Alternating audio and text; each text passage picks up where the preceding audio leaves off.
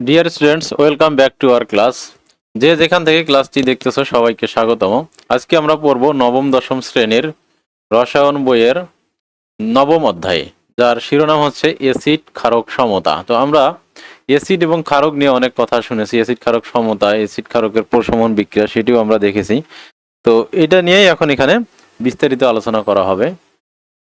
তো রসায়ন রসায়ন গবেষণাগারে আমরা নানা ধরনের যৌগ ব্যবহার করে থাকি। তাদের মধ্যে অ্যাসিড, ক্ষারক আর লবণ অন্যতম।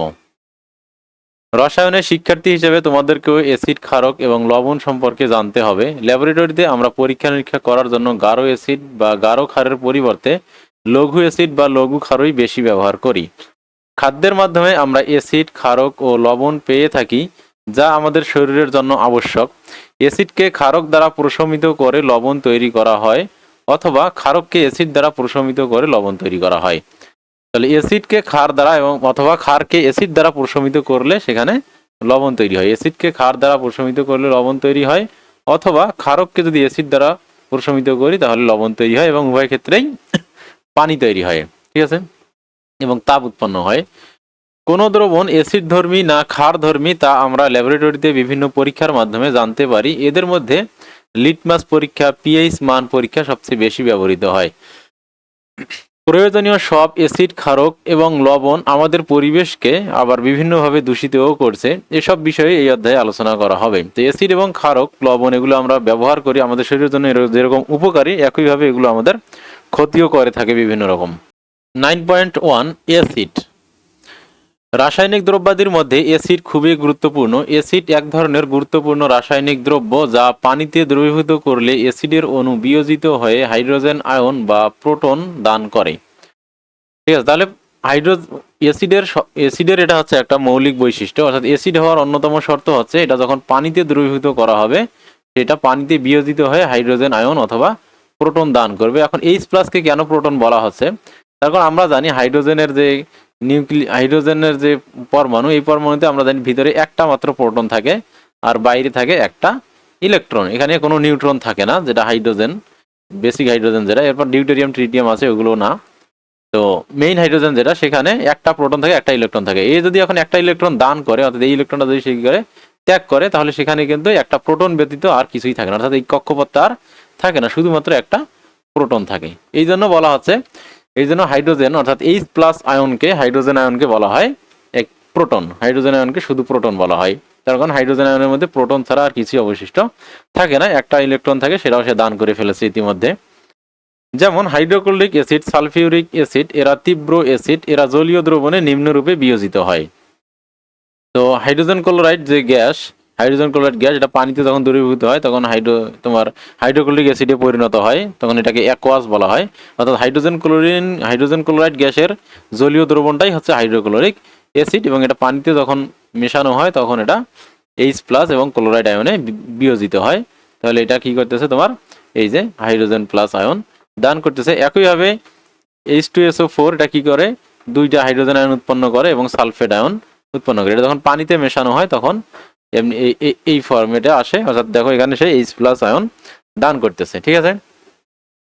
কার্বনিক অ্যাসিড, অ্যাসিটিক অ্যাসিড, এরা মৃদু অ্যাসিড। তাহলে মৃদু অ্যাসিডের হচ্ছে কি, এগুলো এমসিকিউর জন্য খুবই ইম্পর্টেন্ট, কোনটি মৃদু অ্যাসিড, কোনটি গাঢ় অ্যাসিড। তো মৃদু অ্যাসিড এবং গাঢ় অ্যাসিড হচ্ছে যে অ্যাসিডগুলো সম্পূর্ণরূপে বিয়োজিত হয় প্রায় 100%, সেগুলো হচ্ছে গাঢ় অ্যাসিড। সেগুলো হচ্ছে তোমার তোমার অ্যাসিড, গাঢ় অ্যাসিড বলবো না, এগুলোকে বলা হয় তীব্র অ্যাসিড বলা হয়। আর যেগুলো পানিতে তোমার কম দ্রবীভূত হয়, 100% হয় না, সেগুলো হচ্ছে মৃদু অ্যাসিড। তো এরা জলীয় দ্রবণে নিম্নরূপে বিয়োজিত হয়। তো এগুলোও বিয়োজিত হয়, যেমন কার্বনেট, হাইড্রোজেন কার্বনেট যে আছে, এটাকে কার্বনিক অ্যাসিড বলা আছে, এমনিতে হাইড্রোজেন কার্বনেট। তো এটা হচ্ছে তোমার যখন পানিতে দ্রবীভূত হয় তখন এটা অ্যাসিডে রূপান্তরিত হয়। তো এখানে হাইড্রোজেন আয়ন উৎপন্ন হয়, আর এখানে কার্বনেট আয়ন, দুইটা হাইড্রোজেন আয়ন আছে। হাইড্রোজেন আয়ন এবং কার্বনেট যে আয়ন, এটা উৎপন্ন হয়। আর এটা হচ্ছে কার্বনিক অ্যাসিটিক অ্যাসিড অথবা ইথানোয়িক অ্যাসিডও বলা হয়। তো এখানে এই যে শেষের যে এইচটা, এই শেষের এইচটা আলাদা হয়ে যায়। ঠিক আছে, এইটা আয়ন হিসেবে থাকে, আর বাকি যে অংশটুকু আছে এই অংশটা, এটা তোমার ঋণাত্মক আয়ন হিসেবে থাকে। ঠিক আছে, এই এই দুই ভাগে বিভক্ত হয়। এইটুকু একটা অংশ হয় আর এইচ প্লাস, এইটুকু হচ্ছে মাইনাস, আর পরেরটা হচ্ছে এই এইচটা হচ্ছে প্লাস হিসেবে থাকবে, ঠিক আছে। তো এইভাবে এরা কি করে, পানিতে দ্রবীভূত হলে হাইড্রোজেন আয়ন মুক্ত করে, হাইড্রোজেন আয়ন তৈরি করে, এই জন্য এগুলোকে বলা হচ্ছে অ্যাসিড। হাইড্রোজেন ক্লোরাইড গ্যাস অথবা এখানে অ্যাসিডের কথা বলা আছে। হাইড্রোক্লোরিক অ্যাসিড এবং সালফিউরিক অ্যাসিডের ক্ষেত্রে বিয়োজন বোঝাতে একটি মাত্র তীর ব্যবহার করা হয়েছে। এর অর্থ হলো হাইড্রোক্লোরিক অ্যাসিড এবং সালফিউরিক অ্যাসিড পানিতে সম্পূর্ণরূপে বিয়োজিত হয়, অর্থাৎ এগুলো যখন পানিতে বিয়োজিত হয় এরা হাইড্রোজেন এবং ক্লোরিন পুনরায় একত্রিত হয়ে হাইড্রোজেন ক্লোরাইড গ্যাস তৈরি করে না, অর্থাৎ এই যৌগটা আবার তৈরি করে না, অর্থাৎ এটা পুরোটাই ভেঙে গিয়ে এই আয়ন হিসেবেই থেকে যায়, ঠিক আছে। আয়নিক যৌগের মতো, এটা এক প্রকার আয়নিক যৌগ। তো পুরোটাই ভেঙে যায়, 100% বিয়োজিত হয়ে যায়। তীব্র অ্যাসিডগুলো কি হয়, 100% বিয়োজিত হয়। এই জন্য এরা কি রিভার্স যে বিক্রিয়া, উভমুখী বিক্রিয়ার ক্ষেত্রে আমরা জানি যে দুইটা তীর চিহ্ন ব্যবহার করা হয়, এখানে দুইটা চিহ্ন ব্যবহার করা, দুইটা তীর চিহ্ন ব্যবহার করা হয়েছে, আর এখানে দেখো একটা সিঙ্গেল তীর, অর্থাৎ এগুলো শুধু ভেঙ্গেই যায়, কিন্তু এগুলো আবার একত্রিত হয়ে পুনরায় এই অণুটা ফর্ম করে না। আর এইখানে সম্পূর্ণরূপে ভাঙ্গে না, হয়তো ভাঙ্গা গড়া কন্টিনিউয়াসলি থেকেই যায়। হাইড্রোজেন এবং কার্বনেট আয়ন যেমন তৈরি হয়, একইভাবে হাইড্রোজেন আয়ন এবং কার্বনেট আয়ন মিলে আবার হাইড্রোজেন কার্বনিক যে অ্যাসিড আছে এটা আবার তৈরি হয়। সো এটা উভমুখী বিক্রিয়া। আপাত দৃষ্টিতে মনে হয় হাইড্রোজেন কার্বনিক অ্যাসিডের কিছু অংশ পানিতে দ্রবীভূত হয়ে গেছে আর কিছু অংশ কি কার্বনিক অ্যাসিড রূপে রয়ে গেছে, কিন্তু বিষয়টা তা না, এরা কন্টিনিউয়াসলি ভাঙতে থাকে আবার গড়তে থাকে, ভাঙতে থাকে বা গড়তে থাকে। তাহলে আমরা যে কোনো মুহূর্তে যদি আমরা কার্বনিক অ্যাসিডের জলীয় দ্রবণ দেখি তাহলে আমাদের কাছে মনে হবে যে এটা কি 100% বিয়োজিত হয়নি, ঠিক আছে। এই জন্য এটাকে তোমার দ্বিবন্ধন হিসেবে তোমার উভমুখী বিক্রিয়ার চিহ্ন হিসেবে দেখানো হয়েছে। তো এই ধরনের অ্যাসিডকে তীব্র অ্যাসিড বলে বা সবল অ্যাসিড বলে। তা তীব্র অ্যাসিড বা সবল অ্যাসিড কি, যে অ্যাসিডগুলো পানিতে 100% বিয়োজিত হয় এবং বিয়োজিত হওয়ার পর ওই আয়নগুলো পুনরায় যুক্ত হয়ে ওই তোমার অ্যাসিডের অণু তৈরি করে না, সেগুলো হচ্ছে তীব্র অ্যাসিড বা সবল অ্যাসিড। অন্য দুটি অ্যাসিড অর্থাৎ অ্যাসিটিক অ্যাসিড এবং কার্বনিক অ্যাসিড এর বিয়োজন বোঝাতে উভমুখী তীর চিহ্ন ব্যবহার করা হয়েছে, অর্থাৎ এরা পানিতে আংশিক বিয়োজিত হয়, এরা সম্পূর্ণ বিয়োজিত হয় না। তাই এ ধরনের অ্যাসিডকে মৃদু অ্যাসিড বা দুর্বল অ্যাসিড বলা হয়। এগুলো বিয়োজিত হয় আবার কি হয়, রিভার্স বিক্রিয়ার মাধ্যমে অণুগুলো তৈরি হয়। তো উদাহরণ হিসেবে বলা যায় যে 25°C তাপমাত্রায় 1000টি অ্যাসিটিক অ্যাসিডের মধ্যে মাত্র 4 অণু বিয়োজিত হয়। তাহলে কত পার্সেন্ট, মাত্র 0.4%। তাহলে পার্সেন্টেজে যদি আমরা হিসাব করি 0.4%, 1000-এর মধ্যে যদি 4টি হয় তাহলে 100-এর মধ্যে কত হবে, 0.4, অর্থাৎ 0.4%। তাহলে অ্যাসিটিক অ্যাসিড মাত্র 0.4% পানিতে বিয়োজিত হয়, বাকি 996টি অণু অবিয়োজিত অবস্থায় পানিতে থেকে যায়। তাহলে 1000-এর মধ্যে 4টি, তাহলে 0.4টি। তো অ্যাসিড ও পানির দ্রবণে অ্যাসিডের পরিমাণ যদি বেশি থাকে তবে তাকে গাঢ় অ্যাসিড বলে। তাহলে অ্যাসিড এবং পানি এই যে দ্রবণটা হচ্ছে এটা একটা ভিন্ন ক্রাইটেরিয়াতে অ্যাসিডের আবার দুইটা ভাগ আসতেছে, একটা হচ্ছে গাঢ় আর একটা হচ্ছে লঘু। তো গাঢ় লঘু কোনটা, যদি আমরা জানি যে অ্যাসিডের সাথে অবশ্যই পানি মিশ্রিত করতে হবে, যেমন হাইড্রোজেন ক্লোরিন যখন পানি থাকে না তখন এটা হাইড্রোজেন ক্লোরাইড গ্যাস হয়, এর সাথে যখন পানি মেশানো হয় তখন এটা কি হয়, অ্যাসিডে রূপান্তর হয়, তার আগে কি থাকে না, অ্যাসিড থাকে না। তো এরকম সাধারণত অ্যাসিড পিওর শুধুমাত্র একটা দ্রব্য থেকে অ্যাসিড হয় না, অবশ্যই এটার সাথে কি থাকে, পানি, কিছু না কিছু পানি থাকে। তো পানির পরিমাণটা যদি কম থাকে আর অ্যাসিডের পরিমাণটা যদি বেশি থাকে তখন সেটাকে বলা হচ্ছে গাঢ় অ্যাসিড, ঠিক আছে।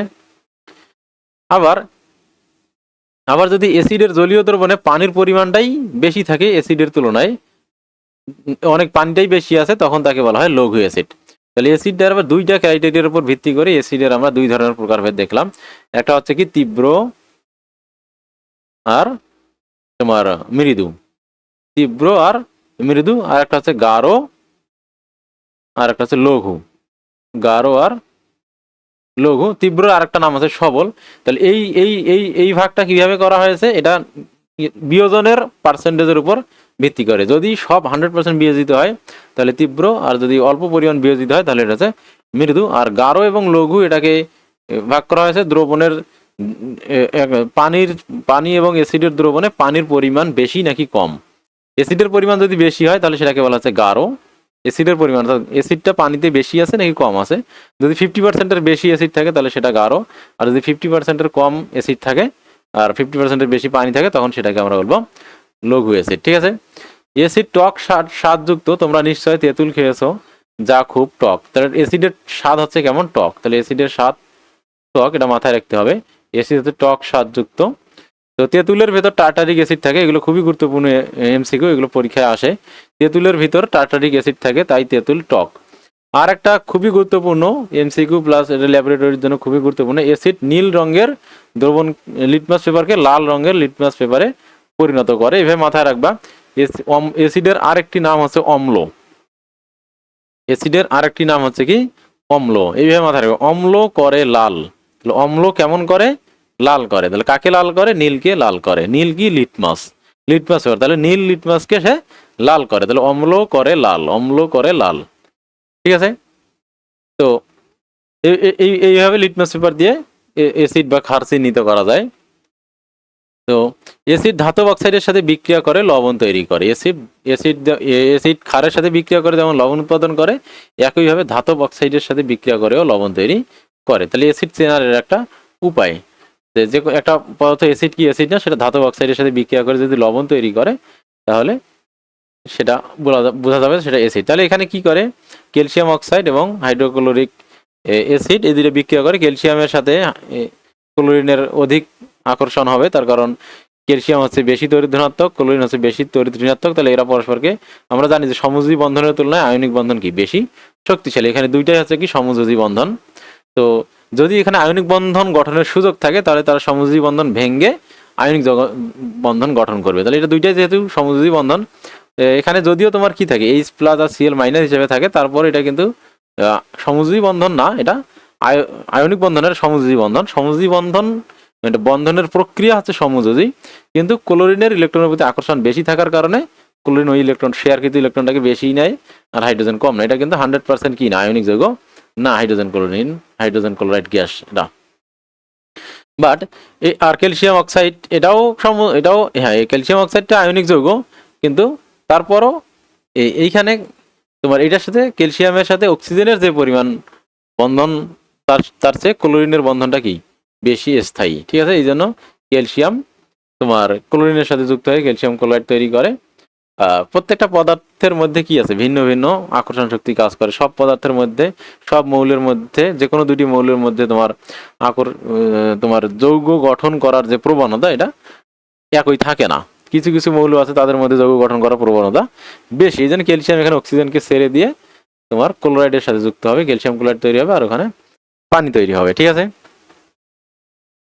একইভাবে সক্রিয় অ্যাসিড ধাতুর সাথে বিক্রিয়া করে লবণ এবং হাইড্রোজেন গ্যাস তৈরি করে। সোডিয়াম এবং হাইড্রোক্লোরিক অ্যাসিড এখানেও বিক্রিয়া করে। সোডিয়াম হাইড্রোজেনকে কি করে? এখানে তোমার বের করে দেয়। আমরা জানি যে সোডিয়াম হচ্ছে বেশি সক্রিয়, আর হাইড্রোজেনের তুলনায় সোডিয়াম অনেক বেশি সক্রিয়। এই জন্য সে কি করবে? এটা প্রতিস্থাপন বিক্রিয়া করবে। এখানে প্রতিস্থাপন বিক্রিয়ায় সোডিয়াম হাইড্রোজেনকে কি করবে? আউট করে দিয়ে নিজেই সেখানে যুক্ত হবে, যুক্ত হয়ে সোডিয়াম ক্লোরাইড গ্যাস তৈরি করবে, আর এখানে হাইড্রোজেন গ্যাস তৈরি করবে। তাহলে এখানে আমরা দুইটা জিনিস দেখলাম। ধাতু যখন, তাহলে একটা অ্যাসিড ধাতব অক্সাইডের সাথে যদি তারা বিক্রিয়া করে, ধাতব অক্সাইডের সাথে বিক্রিয়া করলেও তারা লবণ তৈরি করে। আর কি করে? ধাতব অক্সাইড যেহেতু আছে, সেক্ষেত্রে কি হয়? পানি তৈরি হয়। আর যদি শুধু ধাতুর সাথে বিক্রিয়া করে, এখানে মনে করো অ্যাসিড, ঠিক আছে, অ্যাসিড, তো শুধু ধাতুর সাথে যদি অ্যাসিড বিক্রিয়া করে, সেক্ষেত্রেও লবণ উৎপন্ন হবে, ওই ধাতুর লবণ হবে। যে ধাতব অক্সাইড সেই ধাতুর লবণ, যে ধাতু হবে সেই ধাতুর লবণ। আর এখানে অক্সিজেন নাই, এখানে অক্সিজেন ছিল এই জন্য পানি, এখানে যেহেতু অক্সিজেন নাই এই জন্য এখানে শুধু কি হবে? হাইড্রোজেন গ্যাস উৎপন্ন করবে। তাহলে অ্যাসিড যদি ধাতুর সাথে বিক্রিয়া করে, তাহলে লবণ এবং হাইড্রোজেন গ্যাস উৎপন্ন করবে। আর অ্যাসিড যদি ধাতব অক্সাইডের সাথে বিক্রিয়া করে, তাহলে লবণ সেই সাথে কি হবে? অক্সিজেন এবং হাইড্রোজেন তো আছেই, তখন অ্যাসিডের মধ্যে তো হাইড্রোজেন অবশ্যই কি থাকবে। ধাতব অক্সাইডের মধ্যে অক্সিজেন আছে, এই জন্য সেখানে পানি হবে। ঠিক আছে? আর ধাতুর মধ্যে তো সেই তোমার অক্সিজেনটা নাই, শুধু সোডিয়াম এবং HCl। তাহলে এখানে সোডিয়াম কি করবে? ক্লোরিনের সাথে যুক্ত হবে, আর হাইড্রোজেন তখন কি হবে? একা পড়ে যাবে, তখন হাইড্রোজেন গ্যাস উৎপন্ন হবে। কিন্তু এটা যদি সোডিয়াম অক্সাইড হইতো, তাহলে এই অক্সিজেনটা কি করতো? এই অক্সিজেনটা পানির সাথে বিক্রিয়া করে, হাইড্রোজেনের সাথে বিক্রিয়া করে ও পানি উৎপন্ন করতো। ঠিক আছে? তো এরপর যদি আমরা দেখি, আমরা প্রতিদিন অনেক খাবার গ্রহণ করি যেগুলোর মাঝে বিভিন্ন ধরনের অ্যাসিড থাকে। এখান থেকে খুবই ইম্পর্টেন্ট MCQ কিছু আছে, এগুলো সব মুখস্থ করতে হবে। দুধের মধ্যে থাকে ল্যাকটিক অ্যাসিড থাকে। সফট ড্রিঙ্কসের মধ্যে সফট ড্রিঙ্কসের মধ্যে থাকে কার্বনিক অ্যাসিড, সফট ড্রিঙ্কসে থাকে কি কার্বনিক অ্যাসিড। তাহলে আমরা সফট ড্রিঙ্কস যেগুলো খাই সেগুলো হচ্ছে তোমাদের কোকা কোলা সহ, পেপসি, তারপর ক্লেমন, যত ধরনের আরসি কোলা, যত ধরনের সফট ড্রিঙ্কস খাই সবগুলোতেই কার্বনিক অ্যাসিড থাকে। ঠিক আছে, এই যে আমরা যখন তোমার কর্ক খোলার পর সেখান থেকে বুদবুদ আকারে যেটা বের হয় ওটা মূলত কার্বনিক অ্যাসিড থেকেই কার্বন ডাইঅক্সাইড গ্যাসটি বের হয়ে যায়। ঠিক আছে, তো সেখানে কার্বনিক অ্যাসিড থাকে। এরপর হচ্ছে কমলা লেবু এবং লেবুতে সাইট্রিক অ্যাসিড থাকে। কমলা লেবু এবং লেবু উভয়টাতেই থাকে সাইট্রিক অ্যাসিড। তেঁতুলে আমরা এর আগেই দেখেছি, তেঁতুলে থাকে টার্টারিক অ্যাসিড, ভিনেগারে থাকে ইথানোয়িক অ্যাসিড এবং চায়ে থাকে টেনিক অ্যাসিড। এগুলো প্রত্যেকটাই তোমাদের মুখস্থ করতে হবে, এগুলো পরীক্ষার জন্য খুবই ইম্পর্ট্যান্ট। এমসিকিউর জন্য চায়ে থাকে টেনিক অ্যাসিড ইত্যাদি। তো তোমাদের কপাল ভালো, এর বেশি উদাহরণ বইয়ে দেয় নাই, দিলে সেগুলো মুখস্থ করতে হইতো। তো এই খাদ্যগুলো যখন আমরা খাই তখন খাদ্যের মাধ্যমে সংশ্লিষ্ট অ্যাসিডগুলো আমাদের শরীরে প্রবেশ করে। অ্যাসিডগুলো আমাদের খাদ্য পরিপাকে সাহায্য করে। তাহলে অ্যাসিডের কাজ কি? অ্যাসিড হচ্ছে আমাদের খাদ্য পরিপাকে সাহায্য করে। যেমন হাইড্রোক্লোরিক অ্যাসিড মেইনলি আমাদের পাকস্থলীতে কি হয়, উৎপন্নই হয়। তো সেখান থেকে মানে এখান থেকে মূলত আমাদের অ্যাসিডিটি তৈরি হয়। যদি যে অ্যাসিডগুলো নির্গত আমাদের ইয়া থেকে বের হয়, পাকস্থলী থেকে নির্গত হয়, সেগুলো সবগুলো যদি আমরা ইউজ করতে না পারি বা অনেক সময় না খেয়ে থাকলে শরীর তো আর বুঝে না, সে কিছু পরিমাণ হাইড্রোক্লোরিক অ্যাসিড নিঃসরণ করে। সেক্ষেত্রে না খেয়ে থাকলে ওই অ্যাসিডগুলো আমাদের কি করে, কাজে না লাগার ফলে অ্যাসিডিটি হয়। ঠিক আছে, শরীরের রোগ প্রতিরোধ করে। তাহলে অ্যাসিডের দুইটা কাজ। অ্যাসিডের কাজ হচ্ছে এক, সে খাদ্যকে পরিপাকে সাহায্য করে, খাদ্যকে গলতে সাহায্য করে। আমরা জানি যে অ্যাসিড যে এমনিতেও যদি নর্মাল শরীরে অ্যাসিড পড়ে তাহলে সেটা পুড়ে যায়। তো এখানে আর পেটে যেহেতু অ্যাসিড এগুলো খুব লঘু অ্যাসিড থাকে, হাইড্রোক্লোরিক অ্যাসিড তীব্র অ্যাসিড হলেও এগুলোর লঘু অ্যাসিড যখন হয়ে যায় পান, এই যেটা আমাদের পাকস্থলীতে যেটা নির্গত হয় এটা লঘু হিসেবে থাকে, অর্থাৎ পানির পরিমাণ এখানে বেশি থাকে, HCl এর ঘনমাত্রা কম থাকে। ঠিক আছে, তো এটা দুইটা কাজ, একটা হচ্ছে খাদ্য পরিপাক করা, রোগ প্রতিরোধ করা, জীবাণুকে মেরে ফেলে অ্যাসিডগুলো। আচার জাতীয় খাদ্য, আচার জাতীয় অনেক খাদ্য আছে যেগুলো যেগুলো আমাদের খাওয়ার রুচি বৃদ্ধি করে। ঠিক আছে, আচার জাতীয় অনেক অ্যাসিডযুক্ত খাদ্য আছে যেগুলো আমাদের খাওয়ার রুচি বৃদ্ধি করে। তাহলে অ্যাসিড কি করে, কিছু কিছু অ্যাসিড আছে যেগুলো আমাদের খাবারের রুচি বৃদ্ধি করে। তাহলে অ্যাসিডের অনেক ধরনের কাজ আছে, এখানে আমরা দেখলাম তিনটা কাজ। একটা হচ্ছে পরিপাকে সাহায্য করে, একটা হচ্ছে রোগ বৃদ্ধি করে, রোগ প্রতিরোধ ক্ষমতা বৃদ্ধি করে, আর একটা হচ্ছে আচার জাতীয় কিছু অ্যাসিড যুক্ত খাবার আছে যেগুলো আমাদের খাবার রুচি বৃদ্ধি করে। এসব অ্যাসিড খুবই দুর্বল প্রকৃতির হয়, এগুলো আমাদের শরীরে ক্ষতি করে না। এই অ্যাসিডগুলো কি খুবই দুর্বল প্রকৃতির। তো শরীরে আমি বললাম যে HCl তো তীব্র অ্যাসিড, এটা কি হয় আমাদের শরীরের ক্ষতি না করে পারে। তো এটা হচ্ছে তার কারণ, আমাদের শরীর থেকে যে HCl অ্যাসিডটা হাইড্রোক্লোরিক অ্যাসিড নির্গত হয় সেটা হচ্ছে তোমাদের অনেক লঘু হিসেবে থাকে। তো আবার এগুলো খেতে টক স্বাদযুক্ত, তো এগুলো যেমন আমাদের শরীরের উপকারী, এগুলো আবার বেশি খেলে তখন আবার অ্যাসিডিটি হয়। তার কারণ যে কোনো জিনিসই আমাদের শরীরের জন্য অতিরিক্ত ভালো না। তো আমাদের পাকস্থলীর দেয়াল থেকে হাইড্রোক্লোরিক অ্যাসিড উৎপন্ন হয়। আমি বলছিলাম যে এটি অত্যন্ত শক্তিশালী, এটি একটি অ্যাসিড, এটা অত্যন্ত শক্তিশালী অ্যাসিড। আমরা দেখলাম যে এটা তীব্র অ্যাসিড। এটি পাকস্থলীতে খাদ্যকণা ভাঙতে সাহায্য করে, খাদ্যকণা ভাঙতে ব্যবহার হয়। কিন্তু অনেক সময় দেখা যায় পাকস্থলীর দেয়াল থেকে অতিরিক্ত হাইড্রোক্লোরিক অ্যাসিড নিঃসরিত হয়, যা পাকস্থলীর দেয়ালের কোষগুলো ভাঙতে শুরু করে। তাহলে যদি প্রয়োজনের চেয়ে বেশি তোমার নির্গত হয় তাহলে সেগুলো নিঃসরিত হয়, তাহলে সেগুলো পাকস্থলীর দেয়ালকে ভেঙে ফেলে। আবার যদি আমরা না খেয়ে থাকি সেক্ষেত্রে কিছু হাইড্রোক্লোরিক অ্যাসিড নিঃসরিত হয় এবং সেগুলো যখন খাদ্যকে ভেঙে ফেলার মতো খাদ্যকণা পায় না, ভেঙে ফেলার মতো যখন খাদ্যকণা পায় না তখন সেগুলো কি করে, পাকস্থলীর দেয়ালকেই খাওয়া শুরু করে। ঠিক আছে, দেয়ালকেই ভেঙে ফেলা শুরু করে, তখন এটা অ্যাসিডিটি হয়, তখন পেপটিক আলসার যেটাকে বলে আমাদের তখন আলসার হয়। তো খাদ্য গ্রহণ না করলে, ক্ষুধার্ত অবস্থায় থাকলে, অর্থাৎ পাকস্থলী খালি রাখলে নিঃসরিত হাইড্রোক্লোরিক অ্যাসিড পাকস্থলীর দেয়ালের কোষগুলোকে ভেঙে সেখানে ক্ষতের সৃষ্টি করে, ফলে পেট ব্যথা সৃষ্টি হয়। এটাকে আমরা পেপটিক আলসার বলি। তাহলে পেপটিক আলসার কি, এটা খ নম্বরে আসতে পারে। তো পেপটিক আলসার হচ্ছে যদি কখনো প্রয়োজনের চেয়ে অতিরিক্ত হাইড্রোক্লোরিক অ্যাসিড নিঃসরিত হয়, অথবা আমরা খালি পেটে থাকি কিন্তু পাকস্থলী সেটা না বুঝতে পারে হাইড্রোক্লোরিক অ্যাসিড কি করে, নিঃসরিত করে। সে তো একটা নির্দিষ্ট পরিমাণে নিঃসরিত করতেই থাকবে। তো তখন ওই হাইড্রোক্লোরিক অ্যাসিডটা কি করবে, অতিরিক্ত যদি হয় বা যদি পেটে খাবার না থাকে তাহলে সে কি করবে, খাবারের পরিবর্তে আমাদের পাকস্থলীর যে কোষগুলো আছে সেগুলোকে ভেঙে ফেলা শুরু করবে। তখন পাকস্থলী ক্ষতিগ্রস্ত হবে এবং সেখানে ক্ষতর সৃষ্টি হবে। এই ক্ষতটাকেই আমরা বলি পেপটিক আলসার। এই ক্ষত হলে তখন আমাদের পেটে জ্বালা পোড়া করে। কাজেই যেসব খাবার খেলে অতিরিক্ত অ্যাসিড নিঃসরিত হয় সেগুলো পরিহার করতে হবে। কিছু কিছু খাবার আছে যেগুলো খেলে অতিরিক্ত অ্যাসিড নিঃসরিত হয়। আবার বেশি সময় ধরে পেট খালি রাখাও পরিহার করতে হবে। তাহলে বেশি অ্যাসিডযুক্ত খাবার যে শরীরের জন্য উপকারী সেগুলো অতিরিক্ত খাওয়া যাবে না। আবার যেসব খাবার খেলে পাকস্থলীতে তোমার অ্যাসিড বেশি বেশি অ্যাসিড উৎপাদনের এক ধরনের সিগন্যাল যায়, তখন পাকস্থলী বেশি পরিমাণে অ্যাসিড উৎপাদন করে, ওই ধরনের খাবার খাওয়া যাবে না।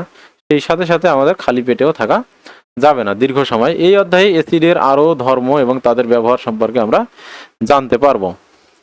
এরপর আছে লঘু অ্যাসিডের ধর্ম এবং এদের পরীক্ষামূলক প্রমাণ। লঘু অ্যাসিডের স্বাদ, সকল অ্যাসিড টকযুক্ত, সকল লঘু অ্যাসিড টক স্বাদযুক্ত। তীব্র অ্যাসিডও টক, কিন্তু এটা তীব্র টক, এগুলো খেয়ে টেস্ট করার মতো অবস্থায় থাকবে না, সঙ্গে সঙ্গে জিহ্বা পুড়ে যাবে। আমরা ইতিপূর্বে দেখেছি যে অ্যাসিডযুক্ত খাবারগুলো টক, তবে সাবধান, ল্যাবরেটরিতে কোনো অ্যাসিডের স্বাদ মুখে নেওয়া যাবে না, তখন এগুলো বেশিরভাগই তোমার খাবারে যে অ্যাসিড থাকে এই অ্যাসিডগুলো অত্যন্ত লঘু থাকে, মানে এগুলো খুবই লঘু থাকে। আর তোমার ল্যাবরেটরিতে যেগুলো থাকে এগুলো মোটামুটি তীব্র থাকে। তো এগুলো মুখে দেওয়া যাবে না, কেননা এগুলো জিহ্বায় লাগলে সঙ্গে সঙ্গে ক্ষত সৃষ্টি করে ফেলবে। তবে তেঁতুলের মধ্যে টার্টারিক অ্যাসিড থাকে, যদি তেঁতুল মুখে নাও তেঁতুল টক স্বাদ যুক্ত থাকবে। তবে যে খাবারে যে অ্যাসিড থাকে অ্যাসিডগুলো বারবার বলতেছি এগুলো অত্যন্ত মৃদু থাকে, অত্যন্ত মৃদু থাকে এবং লঘু এবং মৃদু দুটাই, এরা লঘুও হয় এবং মৃদুও হয়। এগুলোতে পানির পরিমাণ বেশি থাকে, ফলে এগুলো লঘু। আবার এগুলো সম্পূর্ণরূপে কি হয় না, বিয়োজিত হয় না, মাত্র অল্প, যেমন আমরা কার্বনিক অ্যাসিড দেখেছি 0.4% মাত্র বিয়োজিত হয়। তো ফলে এগুলো পুরে আমাদের শরীরকে পুরে না। বাট ল্যাবরেটরিতে যে অ্যাসিডগুলো সাধারণত আমরা ব্যবহার করি, হাইড্রোক্লোরিক অ্যাসিড, সালফিউরিক অ্যাসিড বা অন্যান্য যে অ্যাসিডগুলো আছে, নাইট্রিক অ্যাসিড, তো এই অ্যাসিডগুলো আমাদের এগুলো তীব্র অ্যাসিড এবং সেই সাথে সাথে এগুলো ল্যাবরেটরিতে যেগুলো থাকে এগুলো একটু গাঢ় অবস্থাতেই থাকে, অত লঘু থাকে না। তো সেক্ষেত্রে এগুলো মুখে দেওয়া যাবে না, এগুলো সঙ্গে সঙ্গে পুড়ে যাবে। তো ক্ষয়কারী অ্যাসিড, তো আমরা এই লঘু অ্যাসিডগুলো হচ্ছে ক্ষয়কারী, যে কোনো অ্যাসিডই মূলত ক্ষয়কারী। অ্যাসিডগুলো ক্ষয়কারী পদার্থ হিসেবে পরিচিত, যেমন অ্যাসিডের মধ্যে এক খণ্ড লোহার পাত রাখলে লোহার পাতটির পৃষ্ঠতল ক্ষয়ে ঝাঁঝরা হয়ে যায়। তাহলে তীব্র অ্যাসিডে রাখলে তো ঝাঁঝরা হবেই, ইভেন মৃদু অ্যাসিডে যদি আমরা রাখি সেগুলো কি হবে, ঝাঁঝরা হবে। তোমরা পরীক্ষা করতে পারো, তোমরা কোনো একটা লোহার পাতের উপর, যে কোনো লোহার একটা ছোট বস্তুর উপর তোমরা লেবুর রস ঢেলে দিয়ে একদিন রেখে দিবা, দেখবা উপরের অংশটা একদম লালচে হয়ে যাবে, মরিচা পড়বে, এবং মরিচা না, হ্যাঁ, ওটা তোমার বিক্রিয়া করে ওটা ঝাঁঝরা হয়ে যাবে, ক্ষয় যাবে উপরের অংশটা, ঠিক আছে, লাল হয়ে যাবে। এটা তোমরা টেস্ট করতে পারো, যেহেতু লেবুর মধ্যে মৃদু অ্যাসিড থাকে, এটা ধীরে ধীরে হবে, অত দ্রুত হবে না।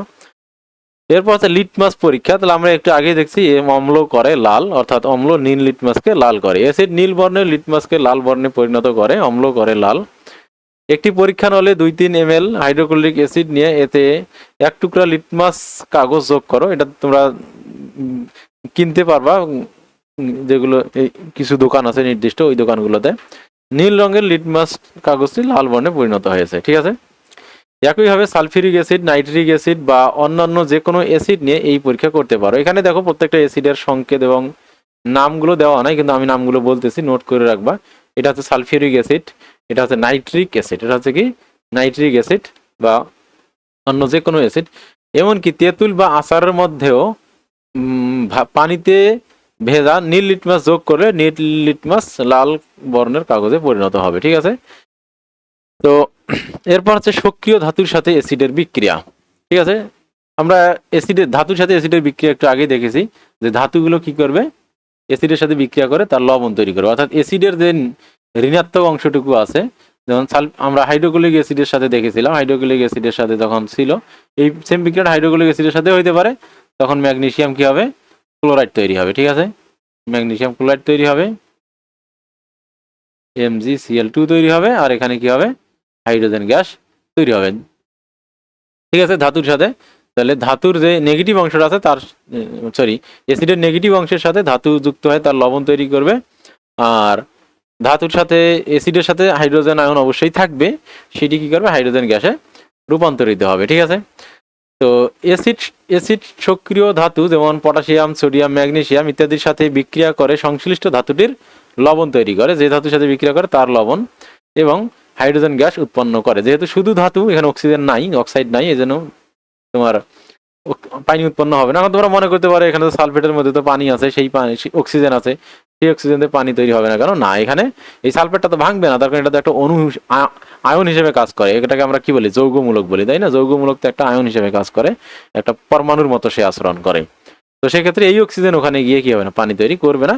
যদি ম্যাগনেসিয়ামের সাথে অক্সিজেন থাকতো তাহলে সেই অক্সিজেন ভেঙে গিয়ে ওখানে পানি তৈরি করতো। ঠিক আছে, যেমন ম্যাগনেসিয়াম ধাতু সালফিউরিক অ্যাসিডের সাথে বিক্রিয়া করে ম্যাগনেসিয়াম সালফেট লবণ তৈরি করে এবং হাইড্রোজেন গ্যাস উৎপন্ন করে। বিক্রিয়াটি হচ্ছে এরকম, আমরা দেখালাম এটা। এর 5 নম্বর বৈশিষ্ট্য আছে ধাতব কার্বনেটের সাথে বিক্রিয়া।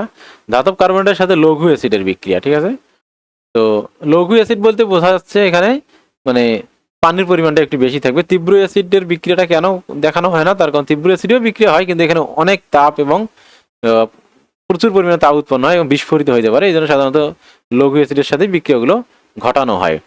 তো লঘু অ্যাসিড ধাতব কার্বনেটের সাথে বিক্রিয়া করে লবণ, পানি এবং কার্বন ডাই অক্সাইড উৎপন্ন করে। তাহলে এখানে দেখো, যখন সে যখন কার্বনেট থাকবে, ধাতুর কার্বনেট থাকবে, তখন ধাতুটা কি হবে? এই ধাতব অংশটা মানে প্রতিবারের মতোই অ্যাসিডের যে ঋণাত্মক অংশটা আছে তার সাথে যুক্ত হবে। এটা অ্যাজ ইউজুয়াল, এটা কমন বিক্রিয়া। মানে কোথাও যদি ধাতু থাকে আর যদি অ্যাসিড থাকে, তাহলে ওই ধাতুটি বিশেষ করে সক্রিয় ধাতু, যেগুলো হাইড্রোজেনের তুলনায় সক্রিয় ধাতু। ঠিক আছে, কিছু ধাতু কিন্তু হাইড্রোজেনের চেয়েও নিষ্ক্রিয়, যেমন কপার ধাতু। কপার কিন্তু কি হাইড্রোজেনের চেয়ে কম সক্রিয়। যেমন কপার এবং হাইড্রোক্লোরিক অ্যাসিড যদি বিক্রিয়া করা হয়, তাহলে এখানে কোনো ধরনের বিক্রিয়া ঘটবে না, কারণ কপার হাইড্রোজেনকে কি করতে পারবে না, প্রতিস্থাপিত করতে পারবে না। এই জন্য বলতেছে যে যে যে যে ধাতুগুলো কি হবে, হাইড্রোজেনের চেয়ে সক্রিয় হবে, যেগুলো হাইড্রোজেনের চেয়ে সক্রিয়। ওই যে একটা সক্রিয়তার সিরিজ আছে, এর আগের অধ্যায়ে আমরা পড়েছি, দেখবো যেগুলো উপরে আছে, দেখবো হাইড্রোজেন নিচের দিকে হাইড্রোজেন আছে, তারও নিচে পটাশিয়াম, কপার আছে, তোমার সিলভার আছে, সোনা আছে, রূপা আছে, এগুলো। ঠিক আছে, আর পটাশিয়াম, লিথিয়াম, ম্যাগনেসিয়াম, ক্যালসিয়াম হাইড্রোজেনের অনেক উপরে আছে। তো হাইড্রোজেনের চেয়ে সক্রিয় যে ধাতুগুলো আছে, তাদের কার্বনেট হোক, তাদের অক্সাইড হোক, অথবা শুধু সেই ধাতুটা হোক, সেই ধাতুটা যদি কোনো অ্যাসিডের সাথে বিক্রিয়া করে, তা সে ডেফিনেটলি অ্যাসিডের ঋণাত্মক অংশের সাথে যুক্ত থাকবে। তখন প্রত্যেক অ্যাসিডেই কি থাকবে? হাইড্রোজেন থাকবে, আর আর অন্য একটা ঋণাত্মক অংশ থাকবে। তাহলে এই ধাতুগুলো কি করবে? সেই ঋণাত্মক অংশটার সাথে যুক্ত করে, সেটাই হচ্ছে কি ওই ধাতুর লবণ। আর বাদ বাকি কি করবে? যদি শুধু ধাতু হয়, তাহলে অ্যাসিডের এই হাইড্রোজেনটা ধাতু হিসেবে, হাইড্রোজেন গ্যাস হিসেবে থাকবে। এবং সেটা যদি কি হয়, অক্সাইড হয় পরে আছে, তাহলে সেটি কি করবে? এই অক্সিজেন এবং হাইড্রোজেন মিলে পানি তৈরি হবে। আর এইখানে আছে কার্বনেট, তাহলে কার্বনেটে তো কি আছে? কার্বন আছে আর অক্সিজেন আছে, তাহলে কার্বন আর অক্সিজেন মিলে কার্বন ডাই অক্সাইড হবে, আর এখানে আরো অক্সিজেন থাকবে এক্সট্রা, সেটা আবার ওই হাইড্রোজেনের সাথে বিক্রিয়া করে পানি তৈরি করবে। তাহলে যখন কার্বনের সাথে বিক্রিয়া করে, তখন কি উৎপন্ন হয়? লবণ তো মাস্ট উৎপন্ন হবে, সেই সাথে সাথে পানি এবং কার্বন ডাই অক্সাইডও উৎপন্ন করবে। তখন এখানে আমরা অ্যাসিডের থেকে হাইড্রোজেন, অ্যাসিডে হাইড্রোজেন আছে, এখানে কার্বন আছে, অক্সিজেন আছে। কার্বন আর কার্বনেট ভেঙে গিয়ে কার্বন ডাই অক্সাইড হবে, আর কার্বনেট ভেঙে গিয়ে অক্সিজেন, এক্সট্রা অক্সিজেন থাকবে একটা, সেই অক্সিজেন আবার হাইড্রোজেনের সাথে বিক্রিয়া করে পানি তৈরি করবে। ঠিক আছে, তাহলে কার্বনের সাথে বিক্রিয়া করলে লবণ হবে, সেই সাথে সাথে পানি এবং কার্বন ডাই অক্সাইডও তৈরি হবে। এরপর দেখো উৎপন্ন কার্বন ডাই অক্সাইড। এই উৎপন্ন কার্বন ডাই অক্সাইডকে যদি চুনের পানির মধ্যে চালনা করা হয়, তাহলে চুনের পানি প্রথমে ঘোলা হয়, তাহলে এটা ফার্দার এটা অন্য বিক্রিয়া। তো এইটা খুবই ইম্পর্টেন্ট যে কার্বন ডাই অক্সাইড এবং চুনের পানির বিক্রিয়া, এটা আমরা আগেও দেখেছি। কার্বন ডাই অক্সাইড এবং চুনের পানি যখন বিক্রিয়া করে, এটা দুই ধাপে বিক্রিয়া করে। তাহলে চুনের পানি হচ্ছে ক্যালসিয়াম হাইড্রোক্সাইড, মানে কি চুন হচ্ছে মূলত ক্যালসিয়াম, কার্বনেটটা হচ্ছে কি চুন, মানে চুনা পাথর। ক্যালসিয়াম কার্বনেট হচ্ছে চুনা পাথর, আর ক্যালসিয়াম অক্সাইডটা হচ্ছে মূলত তোমার, এটা হচ্ছে চুন, এটা হচ্ছে চুন, পিওর চুন এটা। আর ক্যালসিয়াম কার্বনেট হচ্ছে চুনা পাথর। ঠিক আছে, এই ক্যালসিয়াম কার্বনেটের সাথে ক্যালসিয়াম ক্যালসিয়াম কার্বনেট ভেঙে এটা হইলো। আর এই কার্বন ডাই অক্সাইডকে, ওই এখানে যে কার্বন ডাই অক্সাইড হলো, সেই কার্বন ডাই অক্সাইডকে যদি ফার্দার আমরা কি করি, চুনের পানি অর্থাৎ চুন ভেজানো পানি, তো এই চুনকে যখন পানিতে ভেজানো হয়, সবার আগে এটা আমাদের জানা দরকার, চুনকে যখন পানিতে ভেজানো হয়, তখন সেই চুন বিয়োজিত হয়। সেই চুন পানির সাথে বিক্রিয়া করে কি করে, অর্থাৎ এই ক্যালসিয়াম কার্বনেট প্লাস পানি, এটা যদি করা হয় তাহলে এখানে ক্যালসিয়াম হাইড্রোক্সাইড উৎপন্ন হয়। এখানে কি হয়, এখানে ক্যালসিয়ামটা বিয়োজিত হয়ে যায়, ঠিক আছে, বিয়োজিত হয় ক্যালসিয়াম হাইড্রোক্সাইড উৎপন্ন হয় আর আর পানি উৎপন্ন হয়, ঠিক আছে। সেই এটাকে এই জন্য ক্যালসিয়াম হাইড্রোক্সাইডকে বলা হয় চুনের পানি। ক্যালসিয়াম হাইড্রোক্সাইডকে বলা হয় কি, চুনের পানি। এই চুনের পানির মধ্যে যদি কার্বন ডাই অক্সাইড চালনা করা হয় তাহলে বিপরীত ক্রমে এটা আবার কি হয়, ক্যালসিয়াম কার্বনেট তৈরি হয়, সেই আবার ক্যালসিয়াম কার্বনেটটা তৈরি হয়, ঠিক আছে। এই কার্বন ডাই অক্সাইড এখানে তোমার তোমার ক্যালসিয়ামের সাথে 3টে অক্সিজেন কার্বনেট, এই কার্বন আবার অক্সিজেন, কার্বন ডাই অক্সাইড আর ক্যালসিয়াম যুক্ত হয় কার্বনেট তৈরি হয়। আর এখানকার তোমার কি H2O, এখানে দুইটা হাইড্রোজেন একটা অক্সিজেন আছে, এই একটা অক্সিজেন বের হয়, এটার সাথে যুক্ত হয় কার্বনের আয়ন তৈরি হয়, সেই কার্বনের আয়ন এখানে ক্যালসিয়াম কার্বনেট তৈরি করে। আর এখানে দুইটা হাইড্রোজেন আর একটা অক্সিজেন মিলে কি হয়, পানি তৈরি করে, ঠিক আছে। তাহলে হাইড্রোজেন আয়নে কি আছে, দুইটা অক্সিজেন, দুইটা হাইড্রোক্সাইড আয়নে একটা অক্সিজেন একটা আয়ন আছে, আর দুইটা হাইড্রোক্সিল আয়নে দুইটা হাইড্রোজেন দুইটা অক্সিজেন আছে। এই একটা অক্সিজেন কি করে, এই কার্বনের সাথে যুক্ত হয় কার্বন আয়ন তৈরি হয়, সেই কার্বন আয়ন আর ক্যালসিয়াম মিলে ক্যালসিয়াম কার্বনেট তৈরি হয়। আর বাকি যে এখানে থাকলো তোমার কি, একটা অক্সিজেন আর একটা হাইড্রোজেন, এই একটা অক্সিজেন আর দুইটা হাইড্রোজেন মিলে কি হয়, পানি তৈরি হয়। তাহলে এইভাবে ক্যালসিয়াম কার্বনেটকে যখন পানির সাথে বিক্রিয়া করা হয়, চুনের পানির সাথে বিক্রিয়া হয়, তাহলে ক্যালসিয়াম কার্বনেট চুনাপাথর, আবার চুনাপাথর তৈরি হয়। এই যে এই চুনাপাথরটা, এটা হচ্ছে আবার পানির সাথে অদ্রবণীয়, এটা হচ্ছে কি পানিতে অদ্রবণীয়। পানিতে যেহেতু অদ্রবণীয় সেহেতু এটা কি করে, পানিতে কণা আকারে কি থাকে, ভেসে বেড়ায়, কণা আকারে এটা পানিতে ভেসে বেড়ায়, ঠিক আছে।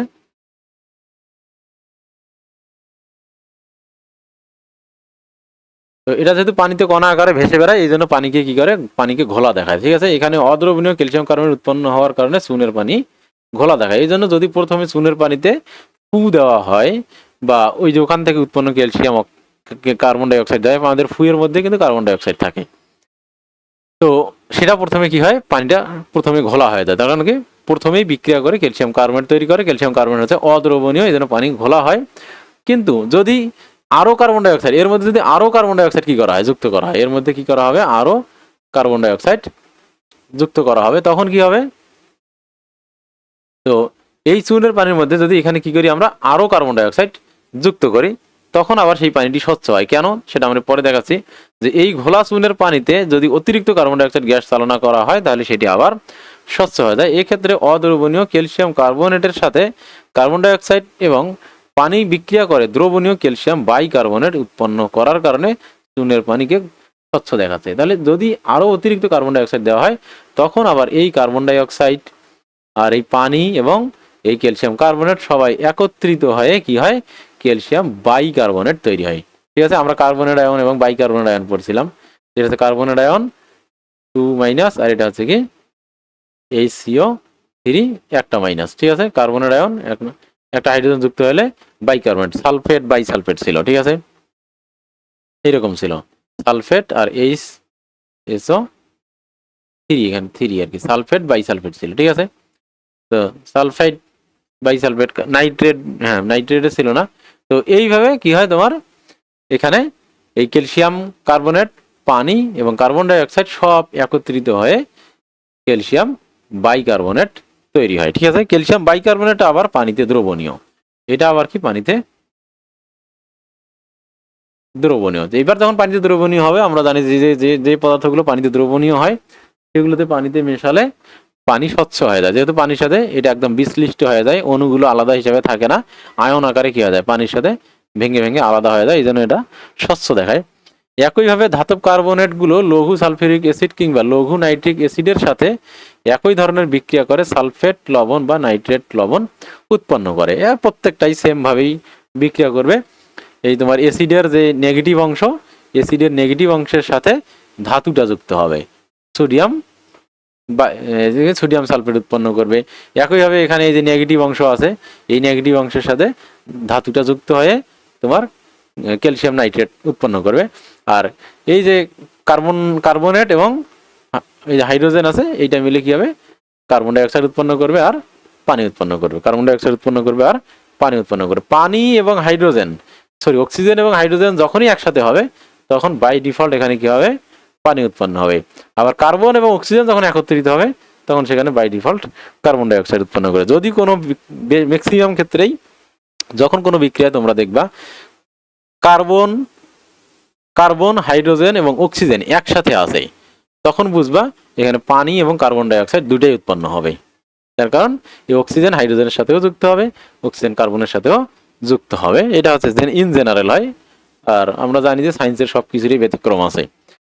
তো ধাতব বাইকার্বনেটের সাথে লঘু অ্যাসিডের বিক্রিয়া, তাহলে আমরা দেখলাম যে ধাতব কার্বনেটের সাথে দেখলাম এবং ধাতব বাইকার্বনেট যদি হয় একই বিক্রিয়া ঘটবে। এখানেও অ্যাসিডের যে নেগেটিভ অংশ আছে আর ধাতু আছে, ধাতুর সাথে বিক্রিয়া করে ধাতব লবণ তৈরি হবে।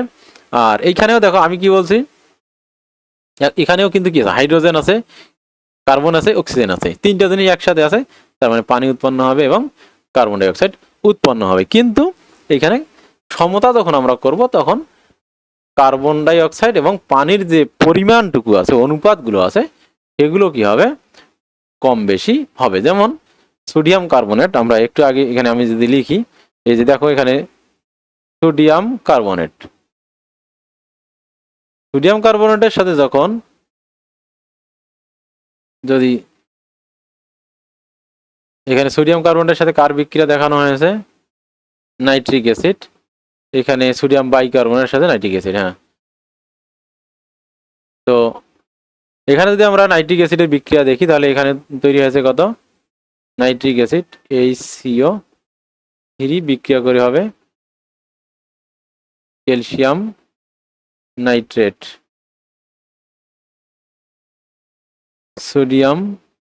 সোডিয়াম বাইকার্বনেট, সোডিয়াম কার্বনেটের সাথে সালফিউরিক অ্যাসিডের বিক্রিয়া। আচ্ছা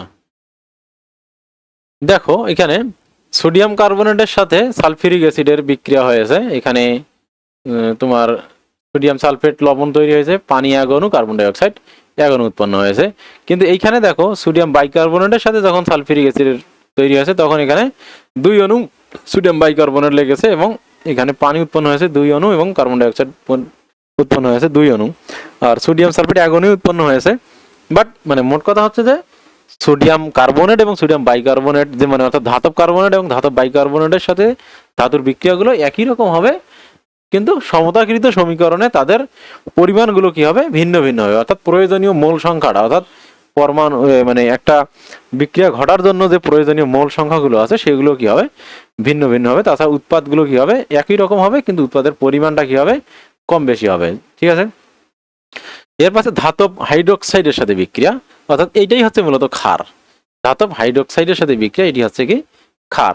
তো ক্ষার বা এমনিতেও যদি আমরা নর্মাল বিক্রিয়া দেখি, এখানে কি হবে দেখো, এই আমরা বারবার দেখতেছি যে ধাতুর সাথে এই অ্যাসিডের ঋণাত্মক অংশটা যুক্ত হচ্ছে, আর বাকি থাকতেছে কি অক্সিজেন। আর হাইড্রোজেন আর অক্সিজেন যখন একসাথে থাকবে তখন চোখ বন্ধ করে কি পানি কি উৎপন্ন হবে, পানি উৎপন্ন হবে। তাহলে এখানে অ্যাসিড ক্ষার যাই হোক না কেন, বিক্রিয়ার মেকানিজম গুলো কি একই রকম। এখন যে কোনো এই ধরনের অ্যাসিডের সাথে যদি তোমরা ধাতু সম্বলিত কোনো কিছুর বিক্রিয়া পাও, তোমরা কি করতে পারবা, করে দিতে পারবা। যে কোনো সম্বলিত যে ধাতুর যে কোনো যৌগ, অর্থাৎ যে কোনো যৌগের মধ্যে ধাতু আছে আর একদিকে অ্যাসিড আছে, বিক্রিয়া কমন, ধাতুটার সাথে অ্যাসিডের ঋণাত্মক অংশ যুক্ত হবে। আর যদি হাইড্রোজেন আর অক্সিজেন একসাথে থাকে পানি উৎপন্ন হবে, তার সাথে যদি কার্বন থাকে তাহলে তার সাথে এক্সট্রা হিসেবে কার্বন ডাই অক্সাইডও উৎপন্ন হবে। ঠিক আছে, তাহলে এই বিক্রিয়াগুলো তোমরা জেনারেলি কি করতে পারলা, বুঝতে পারলা। সেটা অ্যাসিড ক্ষার হোক আর যাই হোক না কেন, কার্বনের হোক বাইকার্বন হোক, যেটাই হোক না কেন, এইরকম। ঠিক আছে, তাহলে এখানে উৎপাদগুলো হচ্ছে জেনারেল। ঠিক আছে, তাহলে এখানে এটা ক্ষার, এটাকে ক্ষার বলা হচ্ছে, মানে তাহলে ক্ষার কোনটি, ধাতব হাইড্রোক্সাইডকে মেনলি ক্ষার বলা হয়। ঠিক আছে, যেমন ধাতব অক্সাইড, ধাতব কার্বনেট, ধাতব বাইকার্বনেট, ধাতব এগুলো, আর ধাতব হাইড্রোক্সাইড দেখলাম আমরা। এই ধাতব হাইড্রোক্সাইডটার একটা নাম আছে, সেই ধাতব হাইড্রোক্সাইডকে বলা হয় ক্ষার। ঠিক আছে, ধাতব অক্সাইডকে অনেক সময় ক্ষারক বলা হয়। আচ্ছা দেখছি ক্ষার এবং ক্ষারক আমরা পরে দেখবো। তাহলে ক্ষার জিনিসটা কি, ধাতব যে হাইড্রোক্সাইড আছে সেইটাকে ক্ষার বলা হয়। ঠিক আছে, ধাতব হাইড্রোক্সাইডটাকে বলা হয় ক্ষার। এটা এমসিকিউর জন্য মাথায় রাখবা। তো বিক্রিয়াগুলোর মেকানিজম তোমরা বুঝতেই পারছো কিভাবে বিক্রিয়া হবে। তো ধাতুর হাইড্রোক্সাইড তথা ক্ষারের সাথে অ্যাসিড বিক্রিয়া করে লবণ এবং পানি উৎপন্ন হবে। এটি একটি প্রশমন বিক্রিয়া। এই বিক্রিয়াটাকে স্পেসিফিক্যালি প্রশমন বলা হচ্ছে। তো লঘু সোডিয়াম হাইড্রোক্সাইড দ্রবণের ধীরে ধীরে হাইড্রোক্লোরিক অ্যাসিড বিক্রিয়া করলে ক্লোরাইড, লবণ এবং পানি উৎপন্ন হয়। সেম মেকানিজমে বিক্রিয়া হবে। কেন ধীরে ধীরে কেন যুক্ত করা আছে? যদি একসাথে যুক্ত করা হয় তাহলে এই বিক্রিয়াটা কি হবে? আমরা জানি যে এই বিক্রিয়া কি হয়, তাপ উৎপন্ন হয়। এই বিক্রিয়া কি হয়? তাপ উৎপন্ন হয়। 92 কিলোজুল খুব সম্ভবত তাপ উৎপন্ন হয়। ঠিক আছে, তো যদি একসাথে যুক্ত করা হয় তাহলে একসাথে পুরো বিক্রিয়াটা ঘটবে এবং প্রচুর পরিমাণে তাপ উৎপন্ন হবে এবং এটা বিস্ফোরণ হওয়ার সুযোগ আছে। এই জন্য এখানে ধীরে ধীরে যুক্ত করা হয়। এরপর আছে লাস্ট, ধাতব অক্সাইডের সাথে যদি সে বিক্রিয়া করে, তো একই মেকানিজম। তাহলে ক্যালসিয়াম ধাতুটা যুক্ত হবে অ্যাসিডের নেগেটিভ অংশের সাথে, আর বাকি আছে কি হাইড্রোজেন আর এখানে অক্সিজেন। তাহলে হাইড্রোজেন অক্সিজেন একসাথে থাকলেই এখানে পানি উৎপন্ন হবে। ওকে, তাহলে ধাতুর অক্সাইডের সাথে অ্যাসিড বিক্রিয়া করে লবণ এবং পানি উৎপন্ন করে। তাহলে এখানেও লবণ পানি উৎপন্ন হয়। হাইড্রোক্সিলের সাথেও ধাতুর হাইড্রোক্সাইড বা ক্ষার, সেখানেও লবণ পানি উৎপন্ন করে। তোমার কার্বনেটের সাথে লবণ পানি সেই সাথে সাথে কার্বন ডাইঅক্সাইড উৎপন্ন করে। বাইকার্বনেট যদি হয় ধাতুর, তাহলেও সেখানেও লবণ পানি উৎপন্ন করে সেই সাথে কার্বন থাকার কারণে কার্বন ডাইঅক্সাইড উৎপন্ন হয়। তাহলে ঠিক আছে, তাহলে ধাতুর অক্সাইডগুলো সাধারণত ক্ষারীয় প্রকৃতির হয়। কেন? এই যে তাহলে এগুলো কি করে, মানে দ্বারা ধাতব লবণ এবং পানি উৎপন্ন করে, ধাতু অ্যাসিডের সাথে বিক্রিয়া করে, তারাই মূলত কি ক্ষার, তাদেরকেই বলা হচ্ছে কি ক্ষার। তাহলে শুধুমাত্র ক্যালসিয়াম ক্যালসিয়াম হাইড্রোক্সাইড যে ক্ষার হবে তা না, ক্যালসিয়াম অক্সাইডও কি এটাও ক্ষারীয় প্রকৃতির। ঠিক আছে, তাই এক্ষেত্রেও বিক্রিয়াটি প্রশমন, তাহলে এটাকেও প্রশমন বিক্রিয়া বলা হয়। তাহলে প্রশমন বিক্রিয়াটা কাকে বলবো আমরা? ধাতুর অক্সাইড এবং হাইড্রোক্সাইডের সাথে অ্যাসিডের বিক্রিয়াকে আমরা বলবো প্রশমন বিক্রিয়া। তাহলে ধাতব অক্সাইড অথবা ধাতব হাইড্রোক্সাইড, এটার সাথে যদি তোমার কি হয় অ্যাসিডের বিক্রিয়া হয় এইচ সামথিং, তাহলে এই বিক্রিয়াটাকে যদি আমরা এখানে কি হয় এইচ মানে লবণ তৈরি হবে প্লাস পানি তৈরি হবে। ঠিক আছে, তাহলে এই যে জেনারেল বিক্রিয়া এটাকেই বলা হচ্ছে কি তোমার প্রশমন বিক্রিয়া। তাহলে প্রশমন বিক্রিয়া ধাতব অক্সাইড এবং ধাতব হাইড্রোক্সাইড এদের সাথে বিক্রিয়াটাকে বলা হয় প্রশমন বিক্রিয়া। তো এমনি জেনারেলি অ্যাসিড এবং ক্ষার ধাতব হাইড্রোক্সাইডের সাথে অ্যাসিডের বিক্রিয়াটাকে আমরা প্রশমন হিসেবে চিনি, বাট ধাতব অক্সাইডটাও কি প্রশমন বিক্রিয়া। একইভাবে লঘু সালফিউরিক অ্যাসিডের সাথে কপার অক্সাইডের বিক্রিয়ায় কপার সালফেট এবং পানি উৎপন্ন হয়। ঠিক আছে, কিংবা লঘু নাইট্রিক অ্যাসিডের সাথে ক্যালসিয়াম অক্সাইডের বিক্রিয়ায় ক্যালসিয়াম নাইট্রেট এবং পানি উৎপন্ন করে। তাহলে এখানে দেখো কপার অক্সাইডের সাথে হাইড্রোজেন সালফেট, যদিও কপার হাইড্রোজেনের চেয়ে কম সক্রিয়, তারপরেও এখানে যেহেতু লঘু অ্যাসিড আছে, অ্যাসিড যেহেতু লঘু অর্থাৎ হাইড্রোজেন আয়নের পরিমাণ কম আছে, সেক্ষেত্রে এখানে কি হয় বিক্রিয়া হবে, কপার সালফেট এবং পানির বিক্রিয়া হবে। আবার লঘু নাইট্রিক অ্যাসিডের সাথে যদি ক্যালসিয়াম অক্সাইড বিক্রিয়া করে তাহলে এখানেও ক্যালসিয়ামের সাথে নাইট্রেট আয়নটা যুক্ত হবে। আর এখানে যেহেতু দেখো অক্সিজেন এবং হাইড্রোজেন একসাথে আছে, তার মানে পানি উৎপন্ন হবে। ঠিক আছে, তো অ্যাসিডের ধর্মে পানির ভূমিকা। তাহলে আমরা অ্যাসিডের সাথে পানির একটা কি মানে অ্যাসিড যেখানে সেখানেই পানি দেখতেছি, তো পানিটা কেন প্রয়োজন? এতক্ষণ যে আলোচনা করা হয়েছে তার প্রতি ক্ষেত্রে আমরা লঘু অ্যাসিড দ্রবণ কথাটি ব্যবহার করেছি। কেন লঘু অ্যাসিড অর্থাৎ এখানে পানি মেশানো হয়েছে এবং বেশি পরিমাণে পানি মেশানো হয়েছে কথাটি উল্লেখ করেছি। ঠিক আছে, কেন উল্লেখ করেছি? লঘু অ্যাসিড দ্রবণ অর্থ পানির মধ্যে অ্যাসিড যোগ করে অ্যাসিডের দ্রবণ তৈরি করা হয়েছে এবং পানির পরিমাণ সেখানে বেশি ছিল। প্রশ্ন হলো অ্যাসিডের সাথে পানি যুক্ত থাকলে অ্যাসিডের ধর্মের কি কোনো পরিবর্তন ঘটে? ধরা যাক তুমি কিছু দানাদার অক্সালিক অ্যাসিডের উপর শুষ্ক নীল লিটমাস পেপার স্পর্শ করিয়েছো, তুমি দেখবে লিটমাস পেপারের রং পরিবর্তন হয়নি। মানে যদি অ্যাসিডটা কি থাকে কঠিন অবস্থায় থাকে তাহলে সেটা লিটমাস পেপারকে নীলকে লাল করবে না। পরিবর্তন না হওয়ার কারণ হচ্ছে অনার্দ্র অক্সালিক অ্যাসিডের দানাতে কোনো হাইড্রোজেন আয়ন নেই। কেন? আমরা জানি যে আয়নিক যৌগ হোক বা যে যৌগগুলোই হোক, সেগুলো যখন কঠিন থাকে তাহলে সেগুলো কি করে নিজেদের সাথে কি থাকে শক্তভাবে যুক্ত থাকে এবং সেগুলো কি হয় না আলাদা করা যায় না, অর্থাৎ মুক্ত হাইড্রোজেন আয়ন সেখানে থাকে না। ঠিক আছে, এই জন্য তার অ্যাসিডের যে ধর্ম সেটা প্রকাশও পায় না। এটা কেবলমাত্র পানিতে দ্রবীভূত করলে এই হাইড্রোজেন আয়নটা কি হয় মুক্ত হয়ে যায়, তখন তার কি হয় অ্যাসিডের ধর্মটা লক্ষ্য করা যায়। অর্থাৎ অ্যাসিডের যে ধর্ম এটা পেতে হলে তাকে কি করতে হবে দ্রবীভূত করতে হবে অথবা গলিত করতে হবে। তো অনার্দ্র অক্সালিক অ্যাসিডকে পানিতে দ্রবীভূত করলে এটি পানিতে বিয়োজিত হয়ে হাইড্রোজেন আয়ন প্রদান করবে, যা নীল লিটমাস পেপারকে লাল বর্ণে পরিণত করবে। অর্থাৎ জলীয় দ্রবণে উপস্থিত হাইড্রোজেন আয়ন অম্ল ধর্ম প্রদর্শন করে। অর্থাৎ জলীয় দ্রবণে অ্যাসিডের যে হাইড্রোজেন আয়নটা আছে সেটাই মূলত কি অম্ল ধর্মের জন্য দায়ী। আমরা জানি যে যারা অম্লের সংজ্ঞা পড়েছি, যেসব যৌগ বা মৌল কি করে, মৌল না, যেসব যৌগ পানিতে কি করে হাইড্রোজেন আয়ন উৎপন্ন করে তারাই হচ্ছে কি অম্ল। তাহলে অম্ল কি অম্ল না সেটা বোঝার জন্য অবশ্যই তো কি করতে হবে, আগে পানিতে মিশাতে হবে। তার মানে পানিটা এখানে কি অ্যাসিডের যে ধর্ম আছে সেটাকে প্রকাশ করার জন্য পানি অপরিহার্য। জলীয় দ্রবণে সাইট্রিক অ্যাসিড আংশিক বিয়োজিত হয়, ইথানোয়িক অ্যাসিড কার্বনিক অ্যাসিডও জলীয় দ্রবণে আংশিক বিয়োজিত হয়, এই জন্য এগুলি হচ্ছে কি মৃদু অ্যাসিড, এগুলোকে বলা হয় মৃদু অ্যাসিড। আংশিক বিয়োজিত হবার অর্থ হলো যতটি অণু দ্রবণে যোগ করা হলো তার মধ্যে অল্প কিছু অণু ভেঙে বিয়োজিত হয় আর বাকিগুলো তোমার বিয়োজিত না হয়ে অণু হিসেবেই থেকে যায়। যখন সাইট্রিক অ্যাসিডের দানা প্লাস পানি, তাহলে সাইট্রিক অ্যাসিড তৈরি হয়। সাইট্রিক অ্যাসিড মানে যে কোনো অ্যাসিড মানেই অ্যাকোয়াস, যে কোনো অ্যাসিড মানেই হচ্ছে অ্যাকোয়াস, ঠিক আছে, AQUOUS, অ্যাকোয়াস, ঠিক আছে। যে কোনো অ্যাসিড মানে হচ্ছে কি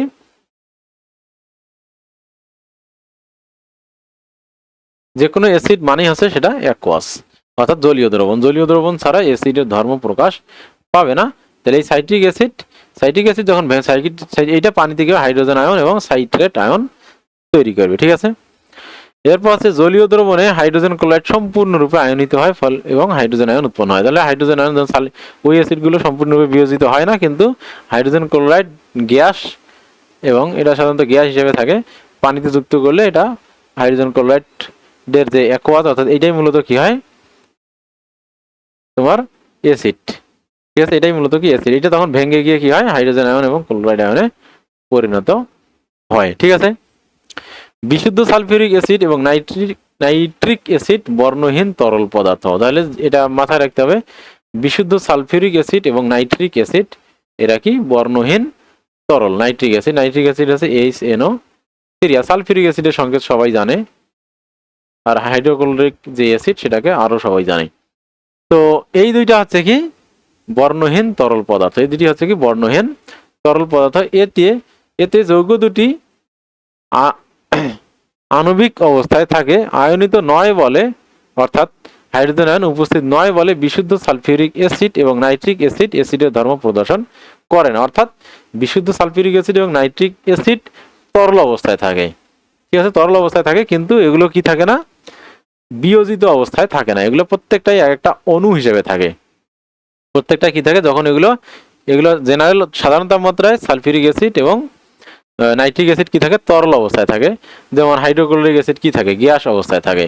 তো যখন এগুলোর সাথে কোনো ধরনের পানি মিশ্রিত থাকে না তখন এগুলো প্রত্যেকটাই একটা অণু হিসেবে থাকে, অর্থাৎ হাইড্রোজেন আয়ন এখানে কি হয় না আলাদা অবস্থায় থাকে না, ফলে অ্যাসিডের কোনো ধরনের বৈশিষ্ট্য সেখানে প্রকাশ পায় না।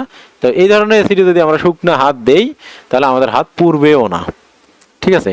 কিন্তু এর মধ্যে যখন পানি দেওয়া হবে তখন এটা কি হবে ভেঙে যাবে। এই জন্য বলা হচ্ছে যখন তার মানে pure sulphuric acid, pure nitric acid, pure hydrochloric acid আসলে অ্যাসিড না, ঠিক আছে, ওর মধ্যে অ্যাসিডের ধর্ম প্রকাশ পাবে না। এই জন্য নাইট্রিক অ্যাসিড অ্যাসিডের ধর্ম প্রদর্শন করবে না, এটা খুবই ইম্পর্টেন্ট। 100% বিশুদ্ধ অ্যাসিডগুলো অ্যাসিডের ধর্ম প্রদর্শন করে না, অদ্ভুত কথা তাই না। তো 100% অ্যাসিড অ্যাসিডের ধর্ম প্রদর্শন করে না, তো এটাকে কি হইতে হয় অবিশুদ্ধ হইতে হয়। তার মানে বিশুদ্ধ জিনিস তার ধর্ম প্রদর্শন করতেছে না, অবিশুদ্ধ জিনিস তার ধর্ম প্রদর্শন করতেছে, মজার জিনিস না এটা একটা। তো এটা তোমরা চুটকি হিসাবে কি করতে পারো অন্যকে ধরতে পারো যে কোন পদার্থ বিশুদ্ধ অবস্থায় তার ধর্ম প্রকাশ করে না, কিন্তু অবিশুদ্ধ হলেই কি করে তার ধর্ম বেশি প্রকাশ পায়, এটা একটা ব্যতিক্রম ধর্মী। তো এইভাবে তোমরা মাথায় রাখতে পারো, ওকে। তো তেমনই বিদ্যুৎ পরিবহনও করবে না। তাহলে এরা আমরা জানি যে এরা বিদ্যুৎ পরিবহন করে না, কারণ বিদ্যুৎ পরিবহনের জন্য কি লাগে মুক্ত আয়ন লাগে, ঠিক আছে, মুক্ত আয়ন লাগে।